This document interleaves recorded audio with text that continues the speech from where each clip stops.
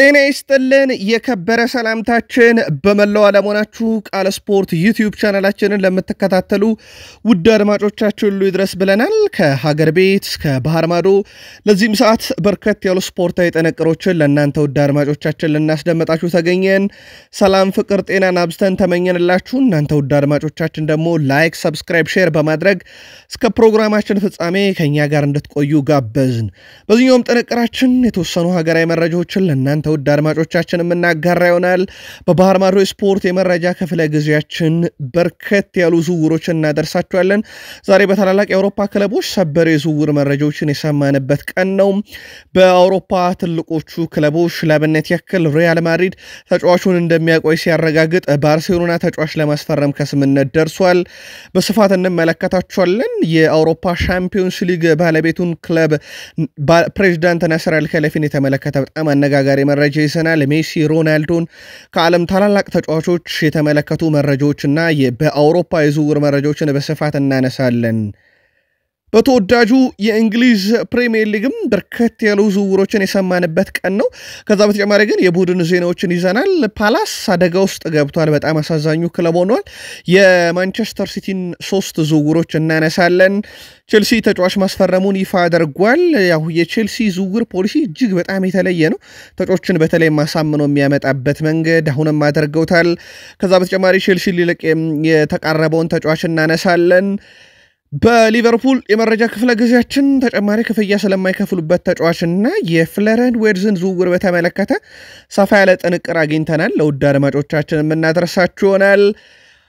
አርሰናል የክንፍ አጥቂ ተጫዋች ለማስፈረም ስራዎችን እየሰራ መሆኑን ፋብሪዚዮ ሮማኖ አረጋግጧል። በአርሰናል የዝውውር መረጃ ክፍለ ጊዜያችን ተጨማሪ መረጃዎችን ይዘናል። ከዛ በተጨማሪ ወጣቱን ተጫዋች ሉዊስ ማይል ስኬሊ የቡድን ዜና ዝውውሮችን በአርሰናል በኩል በስፋት የምናጋራችሁ ይሆናል።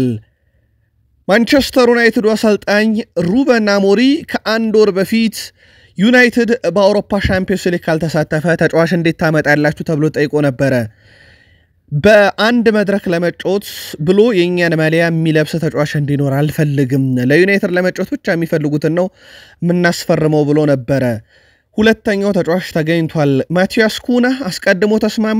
ብሪያን ምቤሞ ትላንትና ለዩናይትድ ለመጫወት ተስማማ። ለዩናይትድ ለመጫወት የተስማማውን ብሪያን ምቤሞ በርከት ያሉ ተጨማሪ መረጃዎችን ለእናንተ ውድ አድማጮቻችን እናደርሳለን።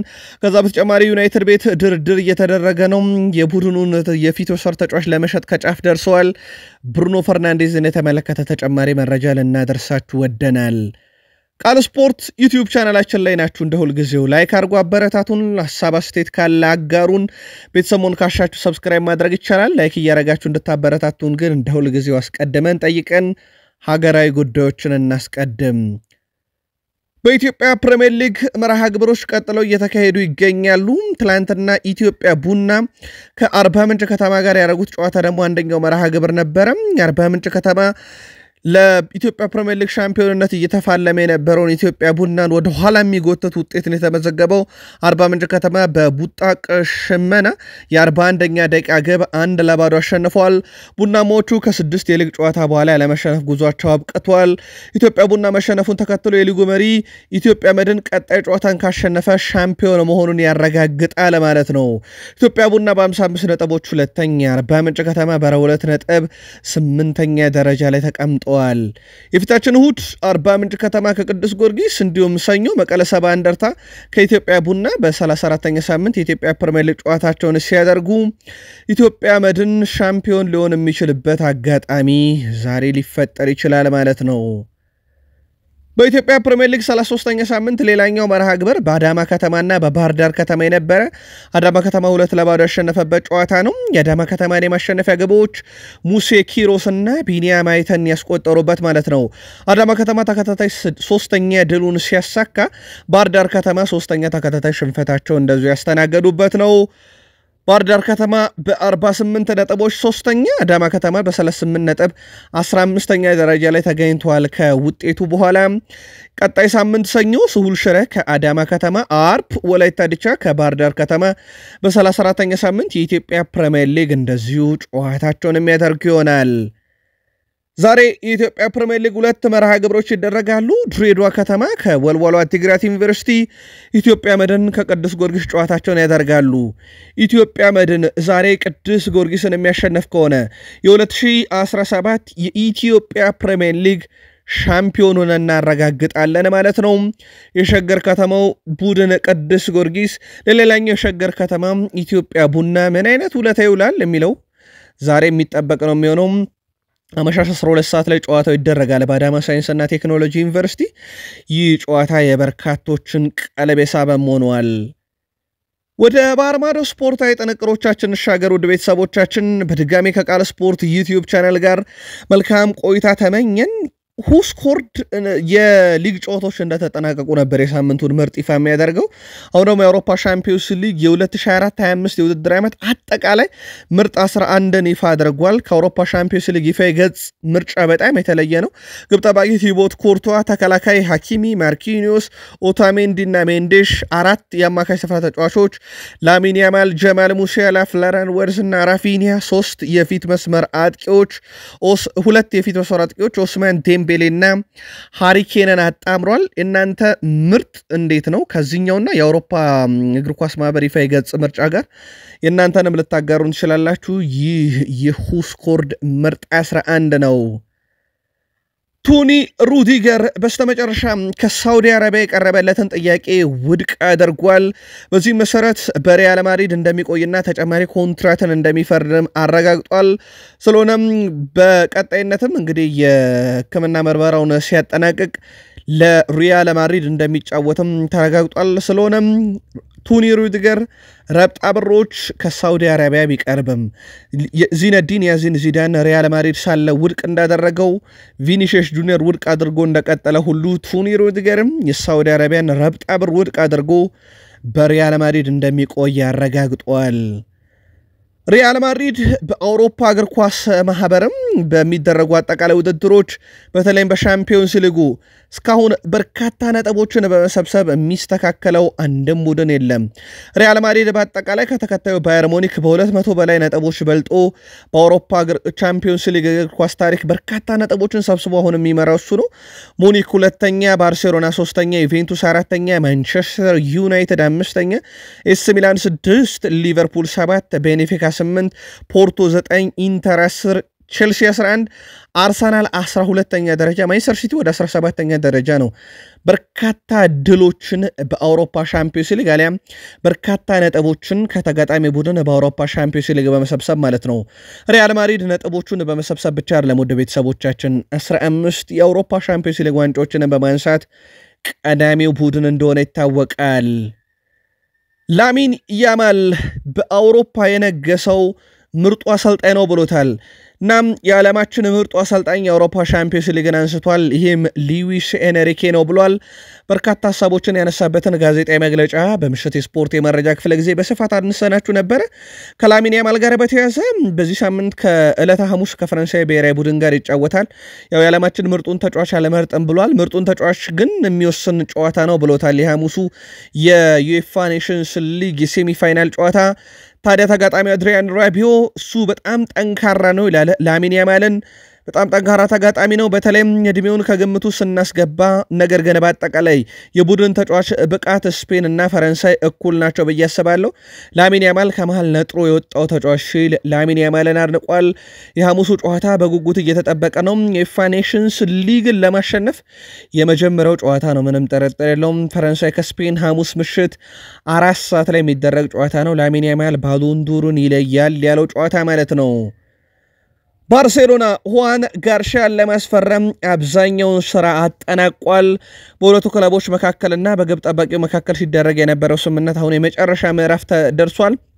እናም ግብ ጠባቂውም ባርሴሎናን ለመቀላቀል ከስምምነት ደርሷል። ተፎካካሪ የነበረው አርሰናል ከዚህ ዝውውር አስቀድሞ ራሱን እንዳገለለ ይታወቃል በሁለት ምክንያቶች። አንደኛ ዴቪድ ራያ በቦታው ላይ ያለ፣ ሁለተኛ ነገር ደግሞ 25 ሚሊዮን ዩሮ ለግብ ጠባቂ መክፈል ስላልፈለጉ እናም ባርሴሎናዎች ቀጣይ የወረቀት ስራዎችና ሌሎች የክፍያ አከፋፈል ሂደቱን ከኢስፓኞል ጋር ድርድር የሚያደርጉ ነው የሚሆነው። ሁዋን ጋርሺያ ግን እንዳጠቃላይ ተጫዋቹ በግል ባርሴሎናን ለመቀላቀል ተስማምቷል።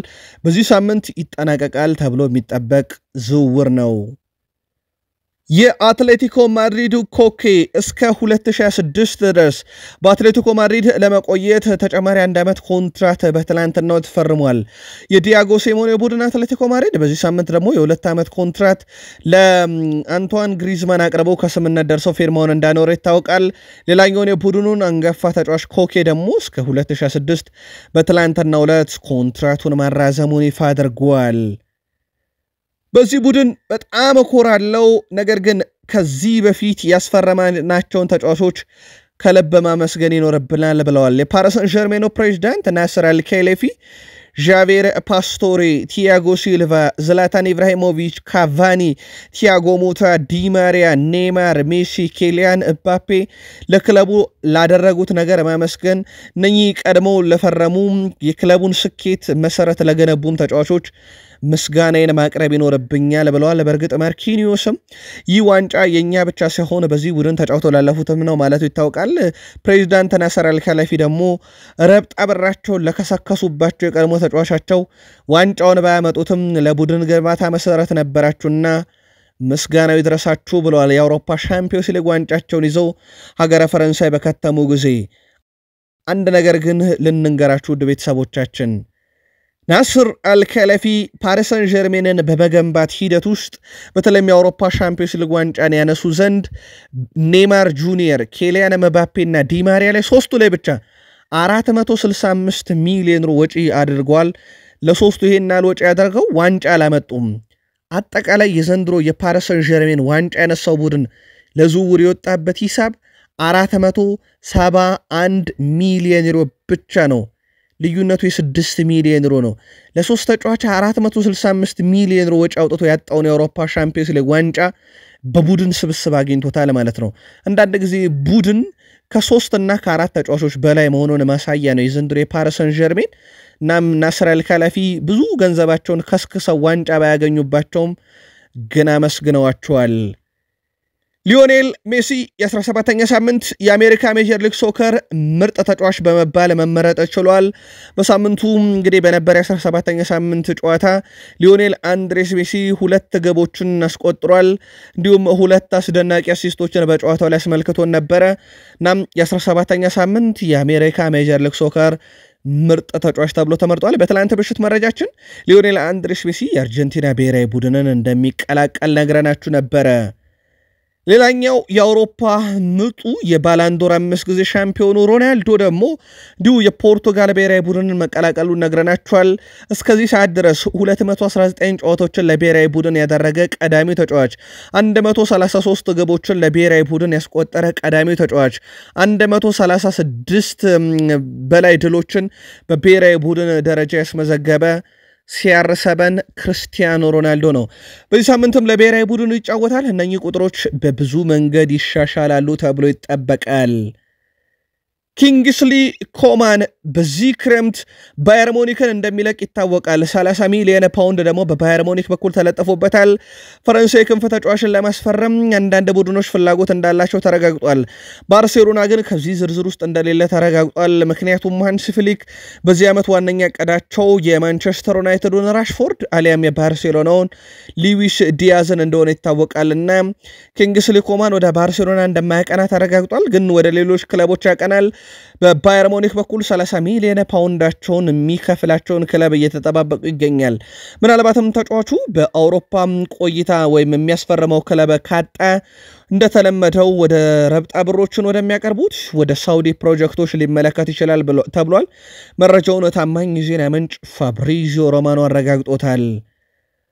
ባየር ሙኒኮች ጆናታን ታነህ በነፃ ወኪል ከባየር ሌቨርኩሰን ቢያስፈርሙትም በዓለም ክለቦች ዋንጫ ይሄን ተጫዋች ለማሳተፍ ግን የግዴታ ለባየር ሌቨርኩሰን ልክ እንደ አርኖልድ አይነት ዝውውር ሂሳብ ማቅረብ ይኖርባቸዋል ማለት ነው።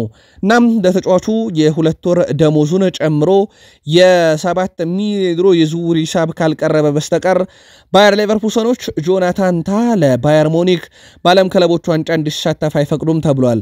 ባየር ሙኒኮች ጉዳዩን እያጤኑበት ነው። እንደ ፍለረን ፒልተንበርግ ዘገባ ከሆነ ተጫዋቹ በዓለም ክለቦች ዋንጫ እንዲጫወትላቸው የግድ ከባየር ሌቨርኩሰን ጋር መስማማት አለባቸው። በቀጣይ ቀናት ውይይትና ድርድር በሁለቱ ክለቦች መካከል ይኖራል ተብሎ ይጠበቃል። አንጋፋው ተጫዋች የሪያል ማድሪዱ ሉካ ሞድሪች በአመቱ መጨረሻ ከሪያል ማድሪድ ጋር ማለትም ከዓለም ክለቦች ዋንጫ በኋላ ይሰናበታል።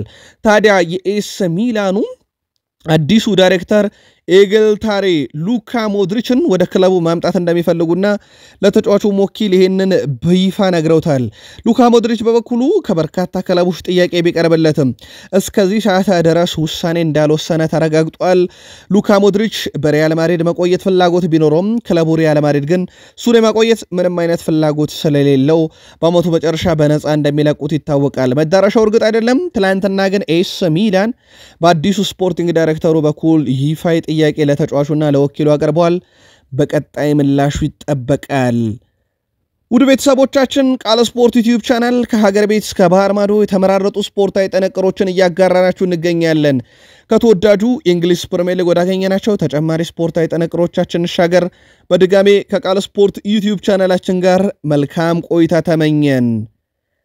በስተመጨረሻም የጁድ ቤሊንግሃም ወንድም ጆብ ቤሊንግሃም ወንድሙ ያደረገውን ለማድረግ ተስማምቷል። ይሄውም ወደ ፕሪሚየር ሊግ ያደገውን ሰንደርላንድን ትቶ ወንድሙ ወዳደገበት ቦሩሲያ ዶርትመንድ አቅንቷል። የጁድ ቤሊንግሃም ወንድም ጆብ ቤሊንግሃም ቦሩሲያ ዶርትመንድን ይቀላቀላል። ብዙ የአውሮፓ ክለቦችን ጨምሮ በተወዳጁ የእንግሊዝ ፕሪሚየር ሊግ በርካታ ክለቦች ጥያቄ ቢያቀርቡለትም ልክ እንደ ወንድሙ ግን እሱም ቦሩሲያ ዶርትመንድን መርጧል። እስከ 40 ሚሊዮን ዩሮ የውል ማፍረሻ እንዳለው ይታወቃል። በቀጣይ በሰንደርላንድና በቦሩሲያ ዶርትመንድ መካከል የሚደረገው ድርድር ደግሞ የተጫዋቹን ዝውውር ለማጠናቀቅ ስራዎችን ሀብለው ይጀምሩበታል ማለት ነው። ተጫዋቹ ግን አስቀድሞ ልክ እንደ ታላቅ ወንድሙ ሁሉ ቦሩሲያ ዶርትመንድን የአውሮፓ እግር ኳስ ለመንገሻ ክለብ አድርጎ መርጦታል።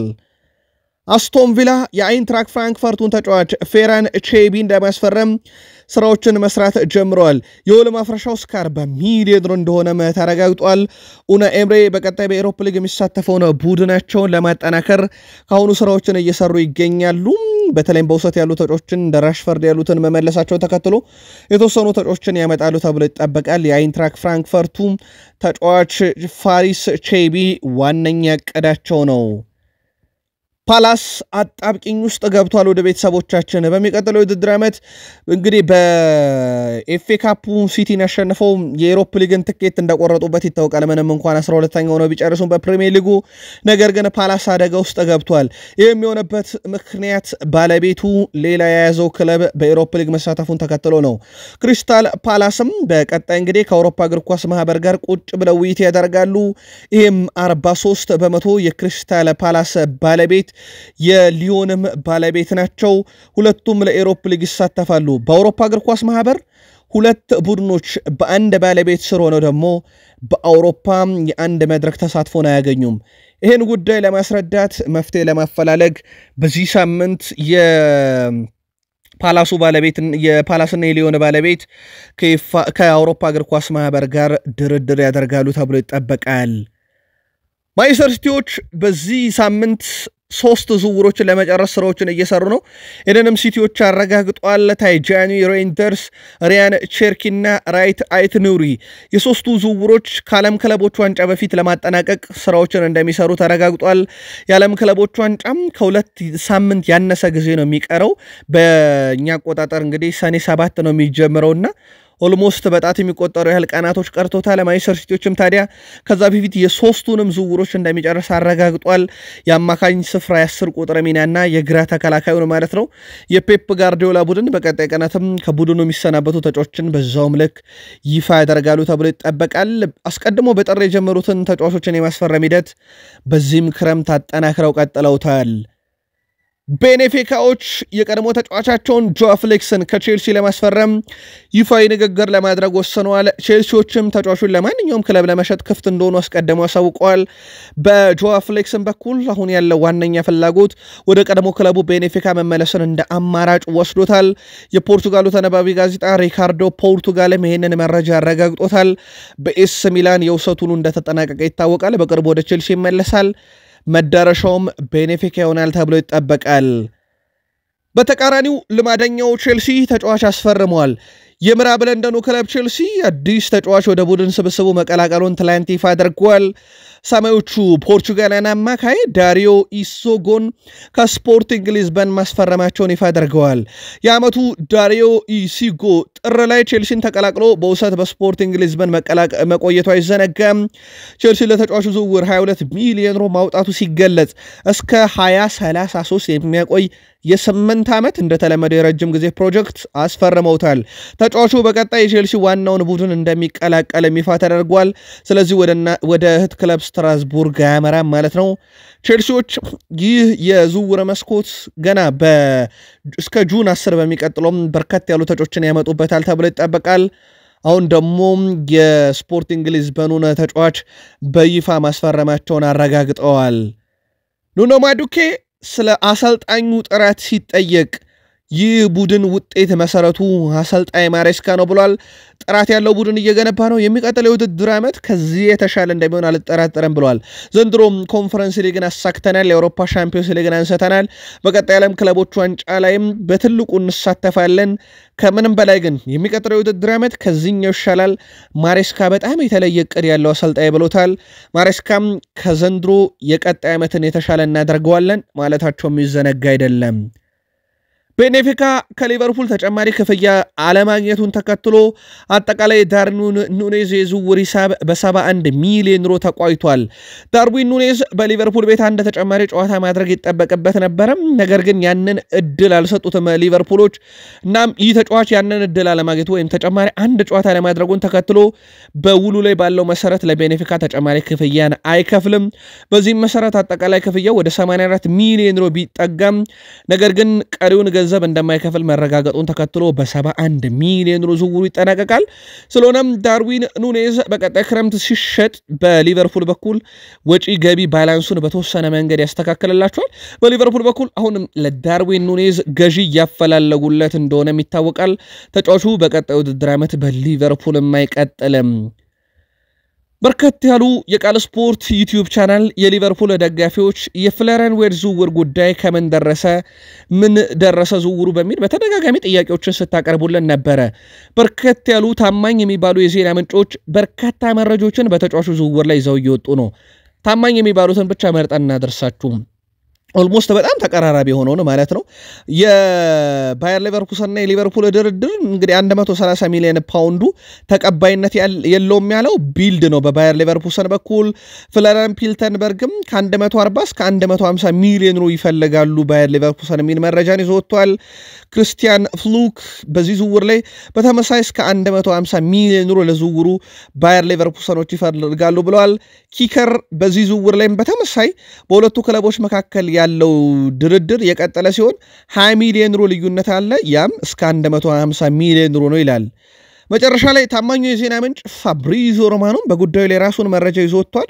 ሊቨርፑልና ሊቨርፑል መካከል የሚደረገው ድርድር የቀጠለ ነው ይልና ፋብሪዚዮ ሮማኖ ውድቅ የተደረገ ነገር የለም። አሁን ላይ ሁለቱም ክለቦች ስለ ቦነስ ተጨማሪ ጉርሾች እያወሩ ነው። ስለዚህ 130 ሚሊዮን ዩሮ ተቀባይነት አግኝቶ ተጨማሪ ክፍያዎች ላይ ነው ስምምነት ያልተፈጸመው እንጂ አጠቃላይ ዝውውር ሂሳቡ ላይ አይደለም ብሏል። ስለዚህ የፋብሪዚዮ ሮማኖ ዘገባ ከነኚህ ሁሉ የተለየ ነው። 130 ሚሊዮን ዩሮ ከዛ በኋላ የጥቅማ ጥቅም ክፍያዎች ሲስማሙ ዝውውሩ ይጠናቀቃል ብሏል። ይህ ዝውውር እስካሁን የዘገየበት ዋነኛ ምክንያት ክለብ ባየር ሌቨርኩሰን እና ሊቨርፑል መካከል የሚደረገውም ያከፋፈል ሂደት ከስምነት አለመድረሱ ነው ብሏል። ለማንኛውም በዚህ ሳምንት አዲስ ነገርም ካለ እየተከታተለን የምናደርሳቸው ለሊቨርፑል ደጋፊዎች አርሰናልና እንግዲህ ቼልሲን ጨምሮ በርከት ያሉ ክለቦች የቢልባውን የክንፍ አጥቂ ኒኮ ዊሊያምስን ማስፈረም እንደሚፈልጉ እርግጥ ነበረ። ታዲያ አርሰናሎች እሱን ይፈልጋሉ። ነገር ግን የዝውውር ዋጋውና የደሞዝ ጉዳዩ ሳይሻሻል አሁንም የማምጣት እቅድ የላቸውም ብለዋል ፋብሪዚዮ ሮማኖ። ተጫዋቹ ስለ ወደፊት መዳረሻው ምንም አይነት ውሳኔን እስካሁን አልወሰነም፣ ግን ወደ ባርሴሎና እንደማያመራ ተረጋግጧል። በአርሰናል በኩል የትሮሳርድና የማርቲኔሊን ጉዳይ ሲጨርሱ በተለይ የሚሸጧቸው ከሆነ በቀጥታ ወደዚህ ዝውውር እንደሚገቡ ነው ፋብሪዚዮ ሮማኖ ያረጋገጠው። ይህ ስፔናዊ የለማፍረሻ 58 ሚሊዮን ፓውንድ አካባቢ ነው።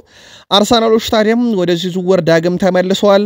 ነገር ግን ወደዚህ ዝውውር የተመለሱት በይፋዊ ጥያቄ አይደለም፣ በዝርዝራቸው ውስጥ አካተውታል። የፈላጊዎቹ ቁጥር መቀነስ ምናልባትም የደሞዙን ሁኔታ እንዲቀንስ ያደርጋል። አርሰናል ደሞዙን የሚቀንስላቸው ከሆነ ከማርቲኔሊና ከትሮሳርድ አንዱን ወደ ሳውዲ አረቢያ ሸኝተው ይህን ተጫዋች በመተኩ ያመጣሉ። በተለይም በዛ አካባቢ ላይ የፈጠራ ችሎታ በጣም እንደቀነሰ ይታወቃል አርሰናል ቤትና ለፈጠራ ችሎታው ነው አሰልጣኝ ማይክል አርቴታ ይህንን ተጫዋች የፈለጉት። ማይል ሉዊስ ስኬሊ ስለ ቀጣዩ ዓመት ሐሳቡን አጋርቷል። ቀጣዮቹ ዓመታት ዋንጫ በማሸነፍ ደጋፊዎቻችንን የምንክስበትና የምናኮራበት እና እንዲሁም ባለፈው ዓመት ያጣነውን ዋንጫ በተከታታይ እያሸነፍን ይህን የቁጭት ጊዜ የምናካክስበት ብሎታል። ይህን ደሳካ የቻልኩትን አደርጋለሁ፣ ከኔ የሚጠበቅብኝን ነገር ሁሉ አደርጋለሁ፣ የቡድን አጋሮችም ያግዙኛል ብለዋል። ማይል ሉዊስ ስኬሊ ስሙ ከሪያል ማድሪድ ጋር እንደተያዘ ይታወቃል። በዚህ ክረምት ኮንትራቱን ካላደሰ 2026 በነጻ ያጡታል። ማድሪዶችም ይሁነኝ ብለው በነጻ ተጫዋች የማስፈረም ፖሊሲያቸውን ተጠቅመው ማይል ሉዊስ ስኬሊን ከአርሰናል ለመውሰድ ፍላጎት እንዳላቸው ይታወቃል። ማይል ሉዊስ ስኬሊ ግን ቀጣይ ዓመት ኮንትራት ስለመፈረም ሳይሆን ቀጣይ ዓመት ዋንጫ አግኝቶ ደጋፊውን ስለመካስ እያወራ ነው። በነገራችን ላይ ይህ ተጫዋች በቀጣይ ውድድር ዓመት ካልፈረመ አርሰናሎች በዚህ ክረምትም የግዴታ ሊሸጡት ይችላሉ። ምክንያቱም ልክ አርኖልድ ሊቨርፑል እንዳጣው አርሰናልም በነጻ ላለማጣት። ከቤንጃሚን ሼሽኮ ዙር ጋር በተያያዘ ውድ ቤተሰቦቻችን አዲስ ነገር የለም። ለአርሰናል ደጋፊዎች በዚሁ ለማጋራት ያክል አርሰናልና አርቢ ሌይፕዚግ መካከል አንድ ሳምንት ሞልቶታል። እንግዲህ ከመጋረጃ ጀርባ ውይይቶች እየተደረጉ ነው፣ ድርድሮችም እንደቀጠሉ ነው። ተጫዋቹ አርቢ ሌይፕዚግ እንደሚለቅ 100% ተረጋግጧል። 100% ያልተረጋገጠው አርሰናልን ይቀላቀላል የሚል ነው። አርሰናል እውነተኛ ፍላጎት አለው፣ ግን በጣም የዘገየ ድርድር ብሎታል ፋብሪዚዮ ሮማኖ። በቀጣይ አርሰናል ምን ያህል ይጓዛል እዚህ ዝውውር ላይ የሚለውም ይጠበቃል። ብሪያን መቤሞ ካሜሮናዊ ፊት መስመር ተጫዋች የብሬንትፎርድ አጥቂ ልክ እንደ ማቲያስ ኩና ሁሉ የአውሮፓ መድረክ 15ኛ ይዞ ያጠናቀቀውን ማንቸስተር ዩናይትድን እጫወትበታለሁ ብሏል። ማንቸስተር ዩናይትድ በበኩሉም ተጫዋቹን ወደ ስብስባቸው ለመቀላቀል ከብሬንትፎርድ ጋር ንግግር ይጀምራሉ። የ5 ዓመቱ ብሪያን መቤሞ ብሬንትፎርድን እንግዲህ የቀረው ኮንትራት 1 ዓመት ሲሆን ለተጨማሪ 1 ዓመት የመቆየት አማራጭን ያካተተ ውል ነው። ብሪያን መቤሞ በተጠናቀቀው ውድድር ዓመት 20 ጎሎችን አስቆጥሮ 8 አመቻችቶ በመቀበል ስኬታማ ዓመትን አሳልፈዋል። ብሪያን መቤሞ በአርሰናል፣ ቶትናም፣ ኒውካስል ዩናይትድ ቢፈለግም እነኚህ ቡድኖች በሙሉ የአውሮፓ ሻምፒዮንስ ሊግ ተሳታፊ ቡድን ቢሆኑም እሱ ግን ያለ አንድም የአውሮፓ መድረክ ማንቸስተር ዩናይትድን ከአርሰናልም ከቶትናምም ከኒውካስልም አስበልጦ ዩናይትድን መምረጡ በበርካቶች ዘንድ አነጋጋሪ ሆኗል። የብሬንትፎርዱ የፊት መስመር ተጫዋች ብሪያን መቤሞ በቀጣይም እንግዲህ ለመቀላቀል የመረጠው ክለብ ማንቸስተር ዩናይትድ መሆኑን ሲያሳውቅ ካሜሮን የፊት መስመር ተጫዋች ብሪያን መቤሞ በልጅነቱ የዩናይትድ ደጋፊ እንደነበረ ገልጿል። ተጫዋቹ ማንቸስተር ዩናይትድ ለመቀላቀል መምረጡ ለሚደገፈው ክለብ ለመጫወት ባለው ጉጉት መሆኑንም ተናግሯል። ብሬንትፎርድ በበኩሉ ብሪያን መቤሞ ክለቡን የሚለቅ ከሆነ በቡድን ውስጥ ትልቅ ክፍተት ሊፈጥር እንደሚችልም ይጠበቃል።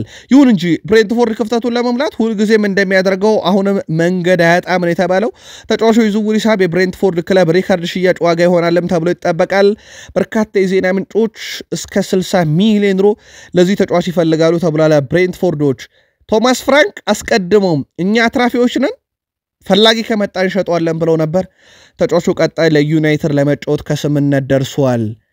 ሩበን አሞሪም ካስታወሳችሁ ከአንድ ወር በፊት አንድ ተጫዋች ወደ ማንቸስተር ዩናይትድ የሚመጣው ሻምፒዮንስ ሊግ መሳተፍ ፈልጎ ከሆነ ወደዚህ እንዲመጣ አልፈልግም፣ እኛ የምንፈልገው ለማሊያ የሚፋለም ተጫዋች እንጂ ውድድር ተሳትፎን መድረክ ፈልጎ የሚመጣ ተጫዋች አይደለም ብሎ ነበር። ማቲያስ ኩናን አንድ አሁን ደግሞ እንደዚህ አይነት ፕሮጀክትን የመረጠ ሁለተኛው ተጫዋች ብሪያን መቤሞ ሆኗል። ብሪያን መቤሞ 2024-25 የውድድር ዓመት አጠቃላይ 27 የግብ አስተዋጽኦ አለው። 38 ጨዋታ በፕሪሚየር ሊግ 20 ግብ 7 አሲስት በ9 ቁጥር ቦታ ላይ እየተጫወቱ ከሚገኙ ተጫዋቾች ውስጥ እጅግ በጣም አስደናቂ ቁጥር ካላቸውም በላይ ነው። ይሄ ከ9 ቁጥር አጥቂ በላይ ነው ግብ ያስቆጠረው። ማንቸስተር ዩናይትድ ውስጥ እንደዚህ አይነት ግብን ያስቆጠረ አይደለም፣ የተቀራረበም የለም በዩናይትድ ባለፉት ዓመታት ውስጥ ይሁላ ግብን በፕሪሚየር ሊግ። ብሪያን መቤሞ ምናልባትም ይህንን ችግር የሚፈታ ሌላኛው የማንቸስተር ዩናይትድ ተጫዋች መሆን ይችላል። በአጠቃላይ ግን ዘንድሮ ለብሬንትፎርድ ባረጋቸው 42 የጨዋታ ብዛት 29ኛ የግብ አስተዋጽኦ ነው። በአጠቃላይ ለብሬንትፎርድ 242 ጨዋታ 70 ግቦችን 51 አሲስቶችንም አድርጓል። ሁለገብ መሆኑንም ማሳያ ነው። ማንቸስተር ዩናይትድ ሌላ ፊት መስመሩ ላይ ጥራት የሚጨምርለትን ተጫዋች ነው ትላንትና ያገኘው። በተቃራኒው ኢንተር ሚላኖች ከራስመስ ሆይሉንድ ወኪሎች ጋር ባለፉት ቀናት ድርድር ውይይት ማድረጋቸው ተረጋግጧል። በሆይሉንድና በኢንተር ሚላን መካከል ንግግሮች ተጀምረዋል። ኢንተር ሚላን በዋናነት የሚፈልጉ ሆይሉንድ ሲሆን ሌላኛው የያዙት አማራጭ የፓርማ አጥቂ ቦኒ ነው ተብሏል። ነገር ግን ራስመስ ሆይሉንድ በዩናይትድ አዳዲስ የቪቶር ተጫዋቾች መሳተፋቸውን ተከትሎ በቡድን ውስጥ ቦታ ላይ ያገኝ ይችላልና በዚህ ምክንያት ክለቡን የመልቀቅ ስጋት ውስጥ ነው ያለው ተብሏል። የተጫዋቹ የመጨረሻ ውሳኔ ጠበቀ። ለማንቸስተር ዩናይትድ ግን ገዢ ከመጣላቸው እሰየው ብለው ከሚሸጧቸው ተጫዋቾች ውስጥ አንደኛው ነው። ሆይሉንድ በማንቸስተር ዩናይትድ እጅግ በጣም አስከፊ የሚባሉ 2 ዓመታትን አሳልፈዋል። ቀጣይ ዓመት ይቆያል ተብሎ አይጠበቅም። መዳረሻው ኢንተር ሚላን ስለመሆኑ በርካታ ፍንጮች ተገኝተዋል። ታማኙ የዜና ምንጭ ፋብሪዚዮ ሮማኖ ማረጋግጦታል።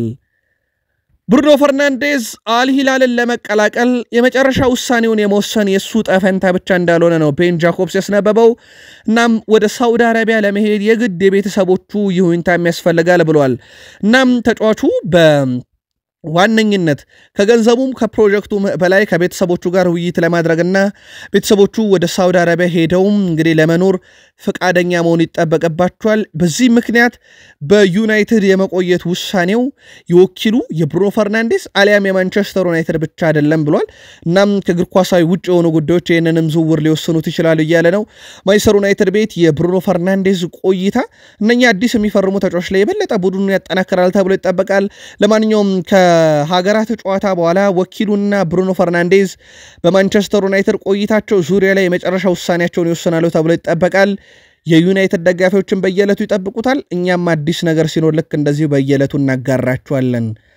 ቃል ስፖርት ዩቲዩብ ቻናል የሰዓቱን ስፖርታዊ ጥንቅር እዚህ ጋር በቃን። ከጥቂት ደቂቃዎች በኋላ ተጨማሪ መረጃዎችን ይዘን እንምጣ። ሰናይ ቀን